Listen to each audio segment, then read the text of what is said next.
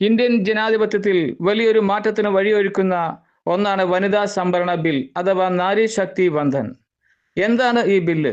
ഇത് നമ്മുടെ നിയമനിർമ്മാണ സഭകളിൽ എന്തു മാറ്റമാണ് കൊണ്ടുവരുന്നത്? നമുക്ക് പരിശോധിക്കാം.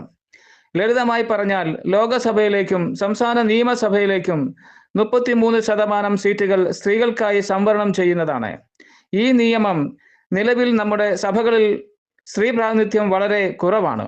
ഈ നിയമം നടപ്പിലാക്കുന്നതോടെ പാർലമെന്റിലും 1/3 സീറ്റുകൾ നിർബന്ധമായും വനിതാ പ്രതിനിധികൾക്ക് എത്തും.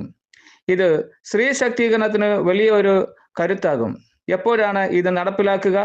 2023 പാർലമെന്റ് ഈ ബിൽ പാസാക്കിയെങ്കിലും ഇത് ഉടനടി നടപ്പിലാകില്ല.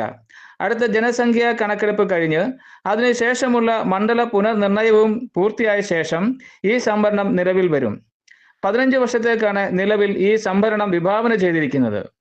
കേരള സർക്കാർ ഈ ബില്ലിനെ പൂർണ്ണമായും അനുകൂലിക്കുന്നു. പഞ്ചായത്ത് മുനിസിപ്പാലിറ്റി 50% വനിതാ സംവരണം മാതൃകയാണ് കേരളത്തിൻ്റെത്.